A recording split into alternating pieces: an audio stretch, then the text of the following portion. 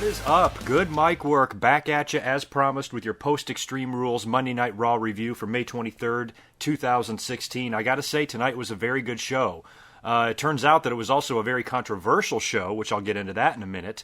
But for the most part, between the pay-per-view last night and tonight's Monday Night Raw and the preview and the setup for Money in the Bank, I have very, very little to complain about, and I actually think I'm in the minority on that. But we will get into Monday Night Raw and what went on there. Also, the matches announced so far for the Money in the Bank and the qualifiers, as well as I'll speak on Adam Rose's release, which we learned today. And I'll talk a little bit about the Shane McMahon podcast because I actually did switch over to the WWE Network and watch the podcast before I recorded this review, just so I could have a little bit of information on it. And it was pretty entertaining. So we're going to get into all of that right now. We will start with Monday Night Raw. The show opens, as we were all hoping that it would, with Seth Rollins cutting a promo. He has returned to the WWE. He made his mark last night attacking Roman Reigns. The wrestling community collectively shit their pants with enjoyment. He came out tonight to an enormous pop. I mean, a huge pop. The fans really missed Seth Rollins, and I'm right on the top of that list. I was so bummed out. We were all bummed out when he got injured because, he's such a gem on the roster and everything. He's just good at what he does. I was always pro Seth Rollins. He comes out tonight on Monday Night Raw to cut his promo, and a lot of fans were expecting him to be a babyface, which to me was weird because he attacked the top babyface last night. I know everybody boos Roman Reigns, but WWE still treats him like a babyface, so I don't know why anybody was surprised that Seth Rollins went heel. And it got really controversial on Twitter and shit. People were getting all bent out of shape that Seth Rollins is a heel. This is so fucked up. I thought it was great the way Seth Rollins kind of turned on the fans. He went out there and he soaked up, all the respect from the fans. And then he got on the mic. He said, you know what? Fuck all you guys. And to me, I thought that was so great. I don't understand why everybody was so pissed off that he's not a babyface. Here's essentially why the fans are pissed off. They're pissed off that Seth Rollins has pride. I understand that the fans want to cheer him right now, so I can understand being disappointed that he's not a babyface, but he's been back with the company for 21 hours at the time of this interview. I'm not willing to judge the whole thing yet. He could turn face down the road. He could do a double turn with Roman Reigns at some point. The wrestling fans have to have all their shit yesterday, and they're impatient and irrational as fuck. I totally get the fact that we want to cheer Seth Rollins, but you can't. He left as a heel. And then the type of guy that we have known Seth Rollins to be, all he did was stay true to who he was. He has pride in his character. And he said, you know what? All of you fans shit on me. You shit on my title reign. You labeled me a sellout. You called me names. And you were complete assholes to me throughout my entire WWE title run. And then the minute I get hurt, you want to crawl at my feet and say, we love you now. He saw through it and he called the fans out on their bullshit. And he says, no way am I going to sell out to you guys just because all of a sudden you're loving me. So Seth Rollins really, when you look at it, logically stayed true to who his character was before he left.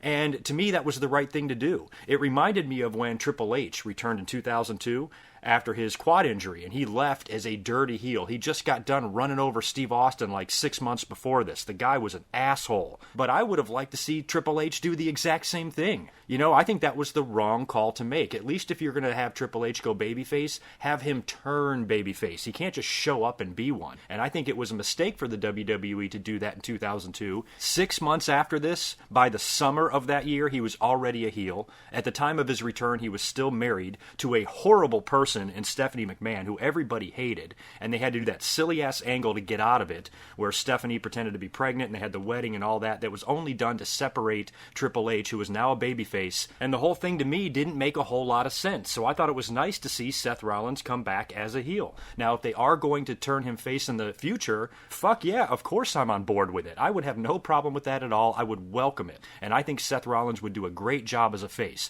but to be pissed off because he didn't just show up to Raw as a completely different person, how in the world can you claim to care about storylines and continuity and angles if the WWE just did something like that and hot-shotted the whole thing and changed who Seth Rollins was? He came back as who he was before. He swerved the fans by starting to heel on him, which I thought was great, which we have also seen before. Back in ECW, when Brian Pillman made his debut, all the fans were anticipating him showing up. They knew he was going to be there. They knew he was coming in. They knew all the fucked up shit that he had going on with WCW. They couldn't wait to see Brian Pillman. And then finally, when he appeared before everyone, the crowd went nuts, and he grabbed the mic and he fucking healed on him. And it was great. And it was a huge swerve, and the fans were like, "What the fuck? We love you. How dare you shit on us like this? We're so happy to see you, and you're a heel. Are you kidding me?" But it was great. It made for great television, and it was memorable as shit. And I see a lot of that in what Seth did tonight in his promo. So I'm not against a face turn. Everybody that was giving me shit on Twitter think I'm against Seth Rollins being a babyface. Of course I'm not. What I'm against is him coming back as a completely different person on his very first motherfucking night back. I know it has happened before, and I've never really enjoyed it. If Seth Rollins is going to be a babyface, he needs to transition into that. It needs to be something that we as fans can actually witness with our own eyes, instead of WWE just, bringing him back as somebody else without any explanation other than the fact that the cards made him sad. So maybe Seth Rollins has got to go out there and have some matches with Roman Reigns, come really close to winning the WWE title, but not quite close enough, and the fans maybe get sympathy for him. Roman Reigns, of course, is still booed out of the building every night he comes out there, and maybe we get ourselves in a situation where we do have some sort of a double turn. I think that's far-fetched. Oh, good mic work. WWE will never go with a double turn between Seth and Roman. You might be right about that, but how do you know for sure? You don't. If you think you do, you're a fool. So you don't know what they're going to do in the future. There's a long time. Seth is healthy. Roman is healthy. These guys are young. You don't need to have your shit happen tomorrow. I'm fine with it spreading out a little bit. And they even teased a possible face turn in the future by Seth Rollins on the exact same show tonight. It was a subtle tease, but it was still a tease nonetheless, and that was when he interacted with Stephanie backstage, and she denied him his hug. Fucking Heisman, stiff arm. No, not hugging you. Our relationship is different now. A lot has changed since you got injured, so we are just acquaintances at best, and we have no alliance and no allegiance anymore, and welcome back and good luck with everything. And Seth kind of stood there looking a little lost. So, it's just a tiny bit of a seed that is planted to where the WWE is telling you that you don't really know what they're going to do. And now we're moving on to Money in the Bank. During Seth Rollins' promo, when he's taking a big fat steaming dump on all the fans' faces, Roman Reigns comes out there to interrupt to a chorus of boos. And which is just, it's bizarre. I'm not denying anybody that. When people are saying, "Oh, don't you think it's weird that WWE's pushing somebody as a heel who the fans want to see and pushing someone as a face that the fans hate?" Of course I think that's weird. But it's the way it is. And like I said, I'm not against Seth Rollins being a babyface. I was just against him being a babyface tonight. And that's a huge difference. If Seth Rollins remains a heel for the next 6 months while the fans are cheering their brains out in every match he is in, then yes, I will join in the frustration that they need to turn this guy fucking babyface already. But we have a lot of opportunities for that to happen starting at Money in the Bank, because after Roman Reigns and Seth Rollins have their confrontation, Shane McMahon comes out and makes the match. Seth Rollins stated his claim that he's the rightful WWE champion anyway, and Shane didn't make him prove himself or qualify or enter the Money in the Bank or win a number one contender match. He just outright gave him the match. So that's it, our main event for Money in the Bank, Seth Rollins versus Roman Reigns for the WWE title. And it's going to be the first of at least 3 matches between the two. I hope everyone understands that, because I know what we're going to hear now. Now, everybody is going to insist that Roman Reigns absolutely must lose the title at Money in the Bank, otherwise the WWE is going to explode. Well, I'm here to tell you that's not going to happen. I think the WWE can have a lot of fun with this feud this summer. You got Seth Rollins challenging Roman Reigns for the WWE title. You know they're not going to work at Money in the Bank and then be done. They're going to work at Battleground. They might even work at SummerSlam. And don't forget, the winner of the Money in the Bank is going to play a pretty fun role too. One of the participants in that Money in the Bank is Dean Ambrose. And how fun would that be if you have Roman Reigns and Rollins feuding all summer long with the other Shield member holding that briefcase? That could be entertaining. And I can't imagine focusing so hard on whether or not Seth Rollins was a babyface on his very first night back or not. To me, it's like people are overlooking the fact that television is pretty good right now. But I would like to see Seth Rollins wear that belt again because of how it ended for him with the knee injury. But the difference is with me is I'm not in any rush to see that happen. It doesn't absolutely have to happen for me at Money in the Bank. It can happen at Battleground. It can happen at SummerSlam. I think it will happen at SummerSlam. I think Roman Reigns will be your champion going into SummerSlam. So as far as any outrage goes with how WWE is doing things right now, go ahead and complain and argue with each other all you want. I personally don't have any issues at the moment. I'm not saying I haven't had issues before, and I'm not saying I'm not going to have issues in the future. But as for right now, I got nothing to complain about except for the fans' attitude. I alluded to the Money in the Bank match, and we did get some qualifiers for that on Monday Night Raw tonight. We'll start with Sami Zayn, who beat Sheamus in a qualifying match. So Sheamus, who won the whole thing last year, doesn't even qualify for it this year, which is really good to see. And it looks like he'll be the next guy that's going to have to do a few favors for one of these new era guys, as after the match he attacked Apollo Crews backstage. Apollo Crews is also in a Money in the Bank match later on against Chris Jericho, and we'll just fast forward to that. Jericho comes out there covered in Band-Aids from the thumbtack bump that he took last night. Looks like he is not leaving after all.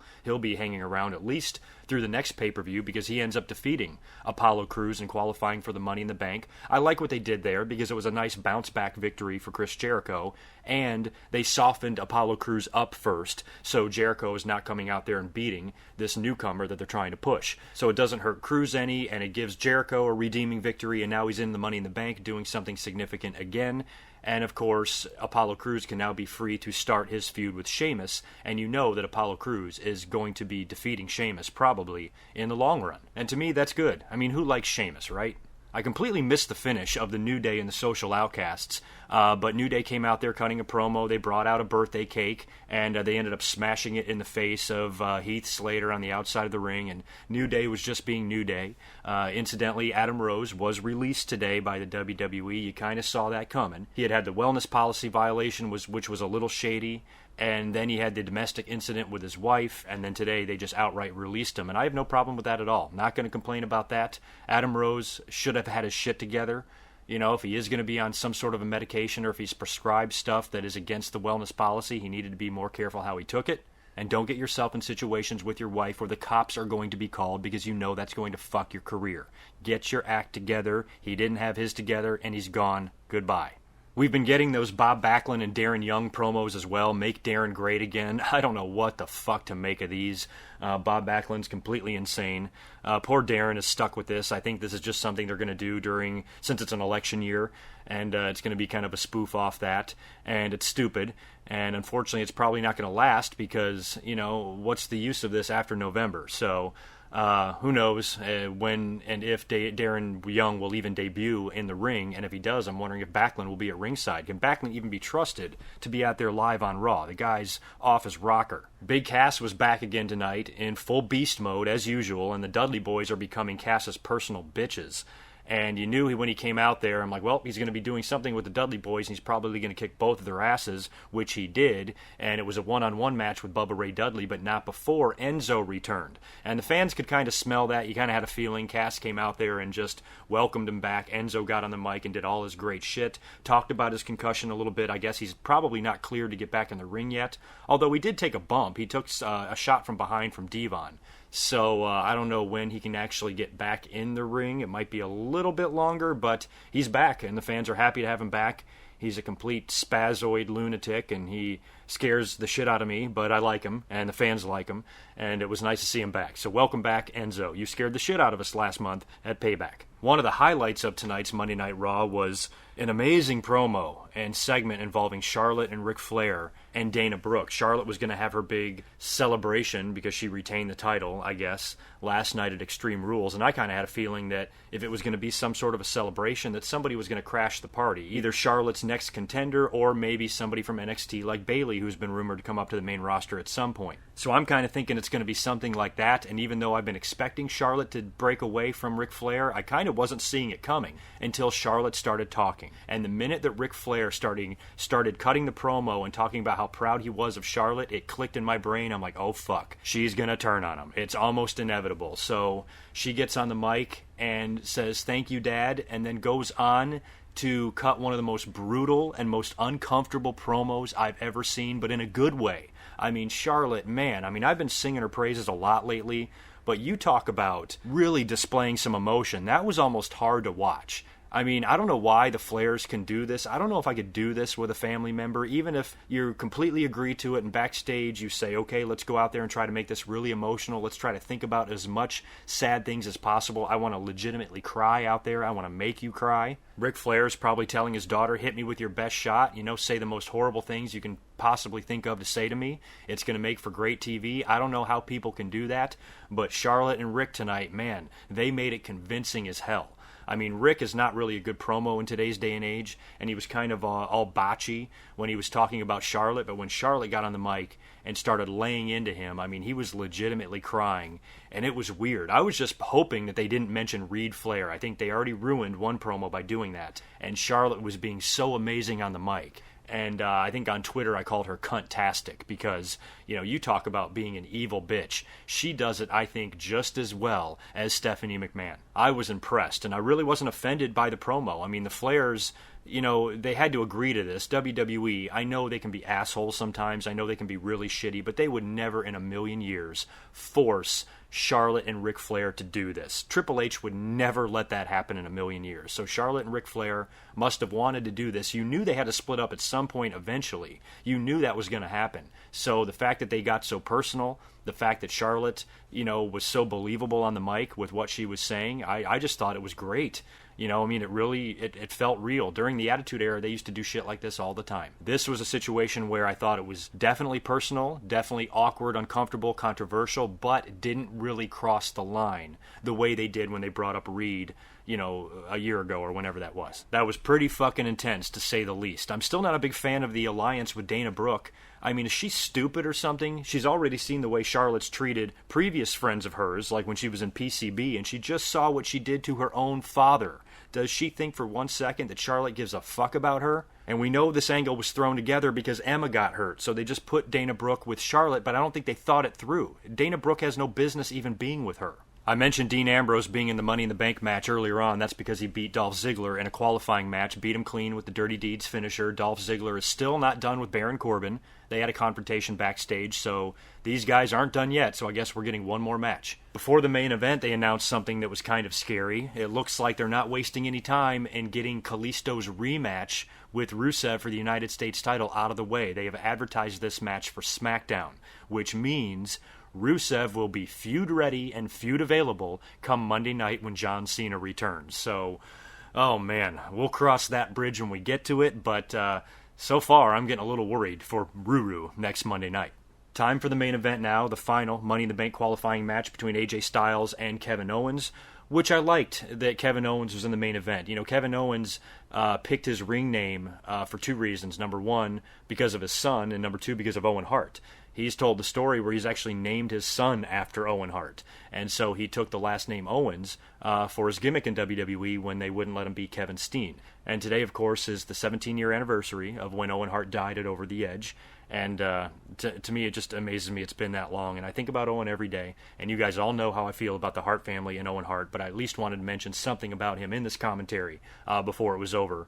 And at least acknowledge the anniversary of his passing. And still, to this day, the most heart-wrenching thing I've ever seen in wrestling. Just awful. But the match tonight between AJ and Kevin Owens was solid. Very good. AJ is out there, like I said earlier, working a hard-fought match. If it's Roman or Cena doing something like this, the fans are freaking out that they're not selling their injuries. But AJ goes out there and gives Kevin Owens a really good match and ends up losing clean to the pop-up powerbomb. But not before AJ took a whole bunch of punishment again. I mean, he took a powerbomb on the steps on the outside of the ring and still beat the count back into the ring and was displaying offense moments after that happened, okay? So all those arguments last night about Roman being Super Cena, that's stupid. That's the way WWE kind of books everybody. So when I look at Raw tonight, I didn't see a horrible show. I saw a lot of good Money in the Bank qualifying matches. I saw a great promo between Charlotte and Ric Flair. I saw a great promo from Seth Rollins. Even though the fans are mad that he's a heel, it was still a very good promo. We had AJ Styles and Kevin Owens, two of the most respected wrestlers by the smart audience in the IWC, main eventing the show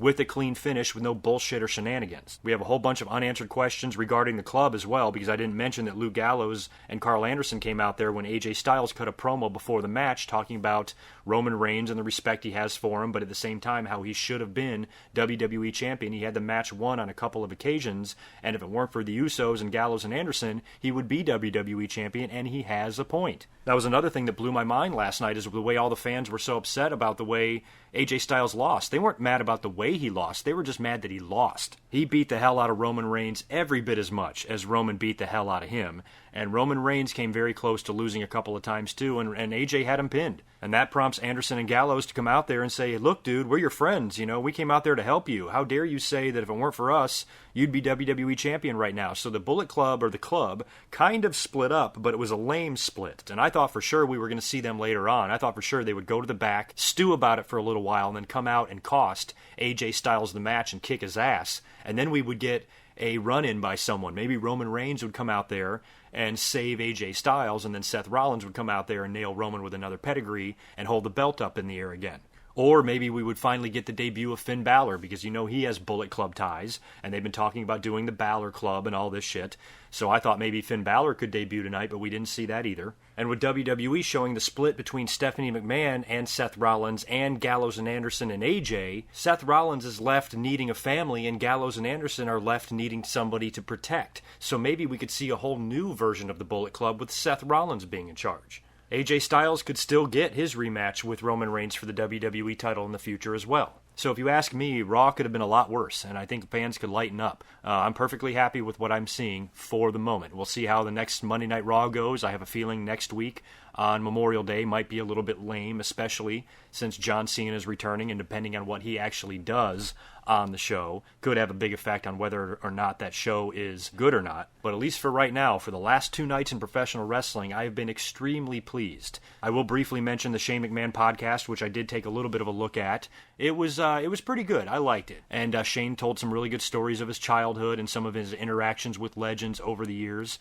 They touched on some of the big incidents in wrestling. Mick Foley asked Shane McMahon, excluding WrestleMania that is, what his favorite match ever was. He said his match with Kurt Angle at the King of the Ring. They got Shane McMahon's perspective on the screw job, because Shane was in the locker room with Vince when he got knocked out by Bret Hart, and nobody's really asked Shane about that before. And I really like that Mick Foley asked him about WCW, the night that WWE bought the company and they had to send him down to Nitro, and Mick Foley was like, what was that like being there in that atmosphere?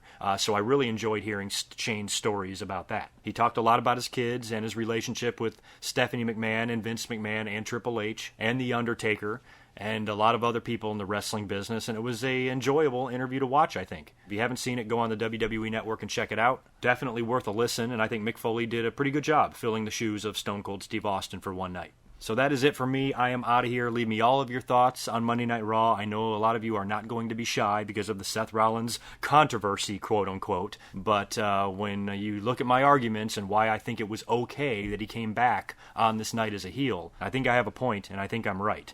So disagree if you want. It's fine. It doesn't mean I don't love you. I will catch you guys in about a week. Until next time, peace.